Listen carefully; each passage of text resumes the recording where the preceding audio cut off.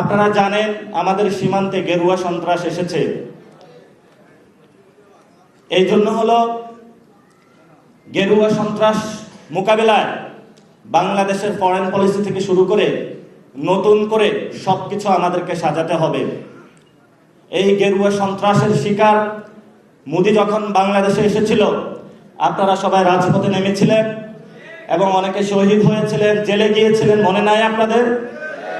সেই ভাইয়ের কথা যদি মনে থাকে, রক্তের উপরে দাঁড়িয়ে হলেও যদি বাংলাদেশে কোনো গেরুয়া সন্ত্রাসের একটু ছিটেফোঁটা আসার চেষ্টা করা হয়, আমরা রক্ত দেই ইনশাআল্লাহ। আজকে এখানে একজন সংসদ সদস্য ছিলেন একটু আগে, মুফতি হানজালা সাহেব, পার্লামেন্টে যাচ্ছে, ওনাকে বলতেছে কি, এই ধরনের যে মিডিয়া সন্ত্রাস থেকে শুরু করে তারা আমাদেরকে প্রতিনিয়ত যে উৎপাদনের মধ্য দিয়ে তারা যায়, একটা সময়ে তারা আমাদেরকে হত্যাযোগ্য বানিয়ে দেয়। এই জন্য হলো আপনারা যারা আলেম ওলামা আছেন, শুধু আলেম ওলামা না, প্রত্যেকের জায়গা থেকে নতুন করে ভাবতে হবে, মিডিয়া জগতে নতুন করে ঘুরে দাঁড়াতে হবে।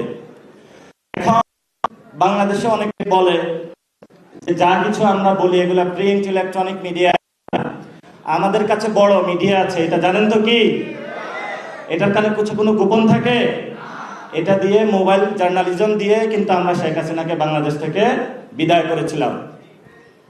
এবং যেই কোনো ঘটনা এখন ঘটে, এটা বিদ্যুৎ গতিতে সবার কাছে ছড়িয়ে যায়। এই জন্য যারা মিডিয়া ভাইরা রয়েছেন, যখন শাপলা হত্যাকাণ্ড হয়েছিল,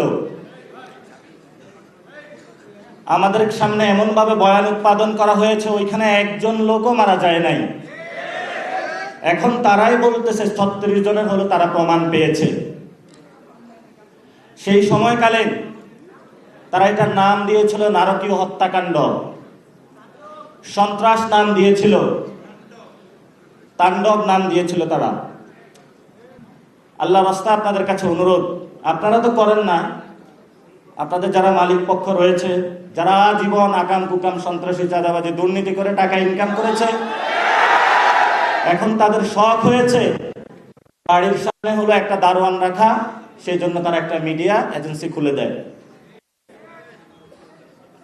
তো এই যদি হয় মিডিয়া ইন্ডাস্ট্রি বাংলাদেশে, তাহলে বাংলাদেশের ভবিষ্যৎ, যেটা আমরা সংবিধানের স্বীকৃত বিষয় অনুযায়ী যে ফ্রিডম, প্রেস ফ্রিডম, সেটা তো বাংলাদেশ অনেক তলানিতে আছে। তাহলে সেটা থেকে আমরা কিভাবে মুক্তি পাবো, এটা আমাদেরকে মন্ত্রী মহোদয় দিক নির্দেশনা দিবেন। আজকে যিনি এখানে এসেছেন, মিডিয়া মন্ত্রী, ইনফরমেশন মিনিস্টার, উনি অনেক ভালো লোক। উনি 90-এর সেখান থেকে আমরা ঢাকা শহরে বিভিন্ন আড্ডা হতো, উনি কিন্তু বড় মাপের একজন ফিলোসফার। আবার তো আমরা বলবো যে মিডিয়া সেক্টরটা আপনার হাতে গিয়েছে, আপনি এটা যদি সুন্দর করে গড়ে তোলেন, আমাদেরকেও একটু অ্যাক্সেস দেন, আমাদেরকে জঙ্গি না ভাবেন, আমাদেরকেও বাংলাদেশি হিসাবে ভাবেন, সার্বভৌমত্ব ইসলামের অতন্ত্র প্রহরী হিসাবে ভাবেন, একটু সুযোগ দিলে আমরা বাকিটা ইনশাল্লাহ করে নিতে পারবো।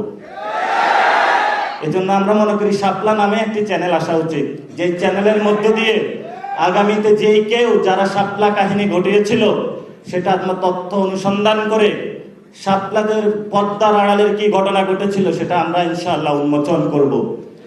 শেষ কথা যেটা বলবো, হেফাজতে ইসলামের সেই শাপলা যারা এসেছিল, মেসাকার চালানো হয়েছিল, দাবিগুলো কি আপনারা ভুলে গিয়েছিলেন? দাবিগুলো আমাদের এখনো বুকে আছে। কোথায় আছে? এই দাবিগুলো আমরা বাংলাদেশে যতদিন থাকবো ততদিন আমরা ইনশাআল্লাহ ইসলাম এবং বাংলাদেশের সার্বভৌমত্বের জন্য অতন্ত্র প্রহরী হিসেবে কাজ করবো ইনশাআল্লাহ।